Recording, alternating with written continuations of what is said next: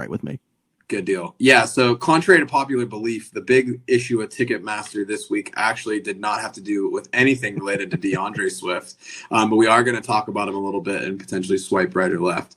So DeAndre Swift only played 19 snaps despite logging a full practice last Friday. He ran 9 routes, which were less than Justin Jackson, and he had 6 carries.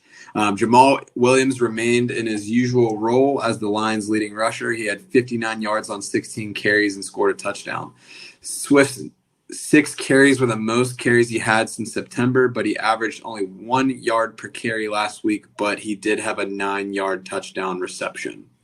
Craig Reynolds is now on injured reserve, but Justin Jackson seems to take in the role as the third running back, and he ran more routes than Swift did last week. So is there any concern about Swift moving forward? At the beginning of the season, he was kind of like that second-round guy. How are you feeling about him, and what's your take for the rest of the season? I don't know about you, but I'm not feeling 32. I'm out of here. I'm out of here. Stop the show. I am not in my DeAndre Swift era. No, I think that this goes back to a lot of things like preseason that I was concerned with in terms of his workload. Like, I think Jamall Williams seems like a more Dan Campbell guy. I know there's a lot of, like, going back to Hard Knocks, and, you know, say what you will about that. Maybe they were just playing it up.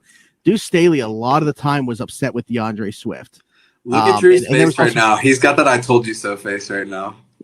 there was a play where DeAndre Swift gains 8 yards on like this screenplay, and he had the entire field in front of him. He could have taken it to the house. The blocking was there, the holes were there. Instead, for whatever reason, he cuts it back towards the middle of the field and ends up gaining 8 yards on the play. And you just see Deuce Staley and Dan Campbell chewing him out after the play. I think that there is something to this. It's already kind of been a committee up to this point. But he's definitely, not returning that second round investment that you put into him. So I'm not on the Swift train. You mean the AKA I'm refunding my tickets for D Swift. You mean that Devin Bush aka Deontay Johnson special where you run the opposite way and run into people? That one? Mm-hmm. Yeah. Yeah. Come on, Drew, hit us with it. How you feel? Right? He knows he can't top how I started. You swiping right? Nah. DeAndre Swift is like a poor man CMC with injuries. Like, he's hurt a lot, but he's been able to just kind of fight through some of them. The dude's just hurt. Like, last year he was hurt, played through a shoulder injury. This year he's trying to play through a shoulder injury.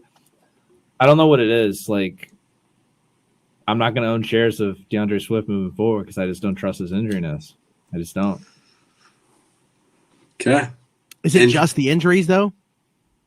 I don't know. Like, we haven't seen enough. And Drew, I mean, I know one of your big sticking points, because I was very pro Swift coming into the year, is that you were saying there wasn't a game last year where he saw more than 15 carries. And that was a big concern for you taking him that high in the draft because you hadn't seen him take on that bell cow role, which it seems like he still hasn't. Well, I guess I'm feeling pretty slutty today because I'm actually going to swipe right. I think that Swift is a perfect opportunity for a buy low. You can probably get him from super cheap, especially for someone that's pretty desperate looking for wins. And I think that he's somebody that you stash on your bench. And if he's able to figure it out, then you have like a really good spot. Like, to me at this point in the year, like keeping a guy that's going to have like 6 or 8 points on your bench, like it's really not doing anything unless that's going to be like your immediate backup option beyond like your starting 2 running backs. But if he has been battling some injuries first couple of games back, I think that there is potential that he could step forward and even if it's just in the passing work, like be a serviceable player. It's not something that I feel comfortable starting now, but if for the right price, I would be looking to acquire him in a redraft. Dynasty, I guess you could too. But I don't feel confident in him today, but the skill is there and the potential for him doing something in the later weeks. Like, to me, it's like if I can get him throw away like something cheap that I don't really want, that or get him as like a throw in for like a 2-for-1 or something like that,